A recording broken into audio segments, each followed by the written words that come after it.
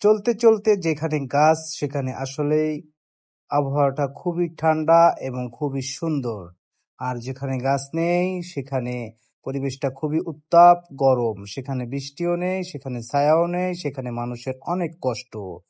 তাই আজকের এই প্রতিবেদনটি শুধুমাত্র মানুষ আমরা যেন পরিবেশকে বাঁচাই, গাছ লাগাই, উজ্জ্বল সবুজ শ্যামল একটি সোনার বাংলাদেশ গড়ি, এজন্যই এই প্রতিবেদনটি তৈরি করা। পুরো প্রতিবেদনটি জুড়ে আমি আছি আহাদুজ্জামান মিথুন। গাছ যেভাবে মানুষের উপকার করে, গাছ মানুষের বন্ধু।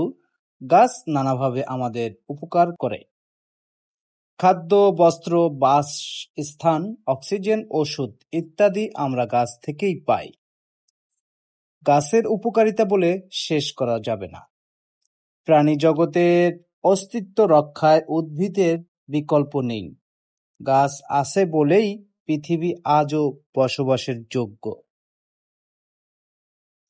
কিন্তু দিনের পর দিন গাছ কেটে পরিবেশকে হুমকির মুখে ফেলে দিচ্ছি আমরা।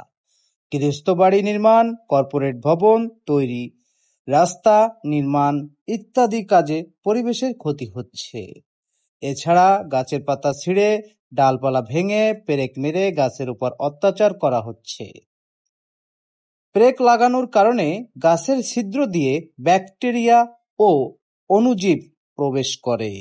এতে গাছের দ্রুত পচন ধরে, ফলে তার খাদ্য ও পানি শোষণ প্রক্রিয়া ব্যাহত হয়। একটি গবেষণায় দেখা গিয়েছে 50 বছর বেঁচে থাকা একটি গাছ বায়ু দূষণ থেকে পরিবেশ রক্ষায় 10 লক্ষ টাকা, জীবন রক্ষাকারী অক্সিজেন দেয়। 5 লক্ষ টাকা বৃষ্টির অনুকূল পরিবেশ সৃষ্টি করে, বাঁচায় 5 লক্ষ টাকা মাটির ক্ষয়রোধ ও উর্বর শক্তি বৃদ্ধি করে 5 লক্ষ টাকার। বৃক্ষে বসবাসকারী প্রাণীদের খাদ্য ও আশ্রয় দিয়ে বাঁচায় আরো 5 লক্ষ টাকা। আসবাবপত্র, জ্বালানি কাঠ ও ফল সরবরাহ করে আরো 5 লক্ষ টাকার। বিভিন্ন জীব ও জন্তুর খাদ্য যোগান দিয়ে বাঁচায় আরো 40,000 টাকা।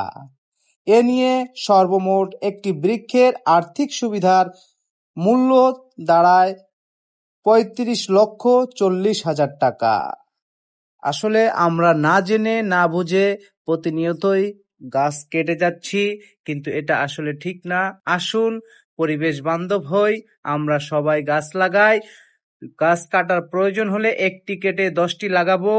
আগামী ভবিষ্যতের প্রজন্মের জন্য আমরা উজ্জ্বল সবুজ শ্যামল সোনার বাংলাদেশ গড়ে রেখে যাব, এই প্রত্যাশায় আহাদুজ্জামান মিথুন। সবাই ভালো থাকবেন, সুস্থ থাকবেন, গাছ লাগাবেন, পরিবেশ বান্ধব হবে। আল্লাহ হাফেজ। দেখা হবে, কথা হবে অন্য কোনো পর্বে।